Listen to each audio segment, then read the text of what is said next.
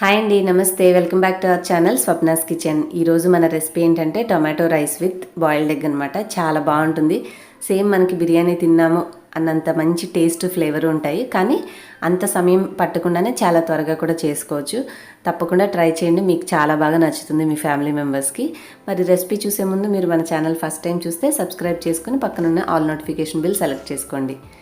ముందుగా ఈ రెసిపీ చేసుకోవడానికి నేను ఆల్రెడీ అన్నం వండేసేసి రెడీగా పెట్టుకున్నానండి. తర్వాత గుడ్లు కూడా ఉడికించి పైన వాటుకున్న పెచ్చు కూడా తీసేసి రెడీగా పెట్టుకున్నాను. ఇప్పుడు మనము ఉడికించుకున్న ఈ గుడ్లని ఒక స్పూన్ ఆయిల్, కొద్దిగా పసుపు, కొంచెం ఉప్పు చిలకరించుకొని అందులో ఫ్రై చేసుకోవాలి.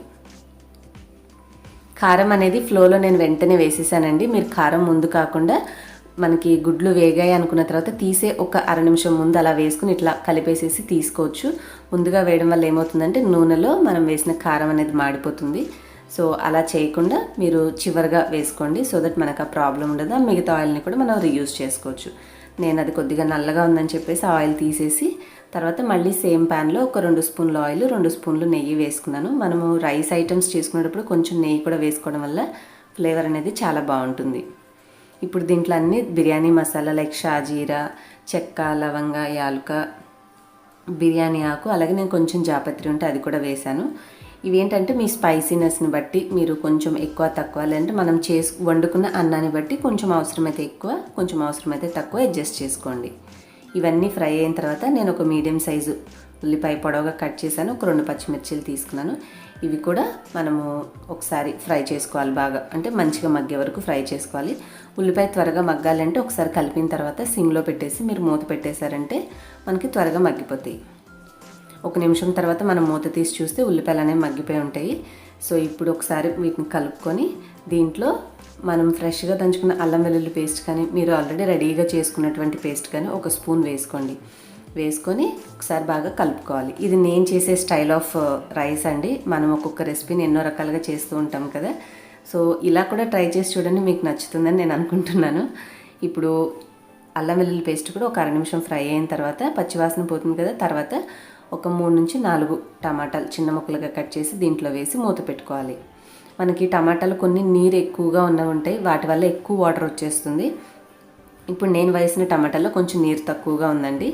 సో ఇలా అనిపిస్తే మీకు ఇంకొంచెం స్పూన్లు వాటర్ అనేది యాడ్ చేసుకోవచ్చు. నేను ఇప్పుడు ఇందులో కాస్త పసుపు, కారం, ధనియాల పొడి వేసి కొద్దిగా కొత్తిమీర చల్లాను. ఇప్పుడు ఈ స్పైసెస్ అన్నీ కూడా మనం టమాటా ముక్కలకి, టమాటా రైస్ కదా మనం చేసుకునేది, సో దానికి పట్టేలాగా ఒకసారి కలుపుకోవాలి. తర్వాత మనం ఎంతైతే అన్నం దీంట్లోకి కలుపుకోవాలనుకుంటున్నామో ఆ అన్నాన్ని చూసుకుని సరిపడినంత ఉప్పు కూడా వేసేసి కలిపితే టమాటాలు అనేవి త్వరగా మగ్గుతాయి. నాకు కొంచెం డ్రైగా అనిపించింది కాబట్టి నేను కొద్దిగా నీరు వేశాను. మీకు ఒకవేళ టమాటాలు గుజ్జుగా అనిపిస్తే నీరు వేయాల్సిన అవసరం లేదు. ఇలా ఒకసారి కలిపేసేసుకొని మళ్ళీ మూత పెట్టుకుంటే మనకి టమాటా అనేది మగ్గుతుంది, నీరు అనేది ఎగిరిపోతుంది. తర్వాత మనం రైస్ కలుపుకునేలాగా గుజ్జు అనేది తయారవుతుంది. ఇక్కడ నేను బిర్యానీ రైస్ అయితే వండేసి రెడీగా పెట్టుకున్నానండి. మీరు బిర్యానీ రైస్ కాకపోయినా నార్మల్ రైస్ అయినా వండి అది కాస్త ఒక గిన్నెలోకి సపరేట్గా తీసుకుని ఉంటే వేడివేడిగా లేకుండా చల్లారి ఉంటుంది. చివరిగా ఒక్కసారి మనం టమాటా ముక్కలన్నీ కలుపుకొని ఈ అన్నాన్ని దీంట్లో వేసేసి ఎక్కువగా కాకుండా లైట్గా మొత్తం అంతా కూడా అంతా కలిసేలాగా కలుపుకోవాలి. అన్నం అనేది చిరిగిపోకుండా జాగ్రత్తగా మనము పైపైన అలాగా కలుపుకోవాలి.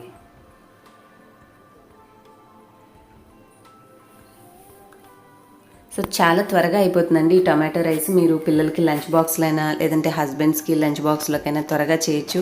ఎప్పుడైనా మనం నాన్ వెజ్ తెచ్చుకున్నప్పుడు పిల్లలు బోర్ ఫీల్ అవ్వకుండా, మీరు ఎక్కువగా నాన్ వెజ్ లవర్స్ అయితే ఇలా ఎగ్స్తో కూడా tomato rice with boiled egg ఇచ్చినా కూడా వాళ్ళు చక్కగా ఎంజాయ్ చేస్తూ తింటారు. అండ్ ఫైనల్గా మనం రైస్ అంతా నీట్గా కలిపేసుకున్న తర్వాత చివరిగా కొంచెం కొత్తిమీరతో మళ్ళీ గార్నిష్ చేసుకుంటే మనకి ఫ్లేవర్ అనేది చాలా బాగుంటుంది అన్నంకి.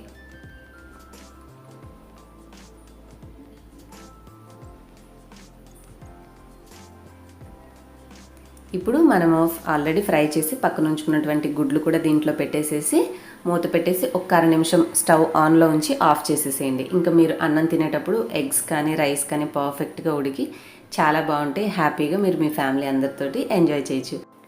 ఎంతో సింపుల్గా టేస్టీగా అయిపోయింది కదండి మన tomato rice with boiled egg. తప్పకుండా ట్రై చేయండి. అలాగే మీ ఫీడ్బ్యాక్ నాకు కామెంట్స్లో షేర్ చేయండి. ఈ వీడియో నచ్చితే లైక్ చేయడం మర్చిపోవద్దు. అలాగే మీ ఫ్రెండ్స్ అండ్ ఫ్యామిలీకి కూడా షేర్ చేయండి. మరొక సింపుల్ అండ్ టేస్టీ రెసిపీతో నెక్స్ట్ వీడియోలో కలుద్దాం. Thanks for watching.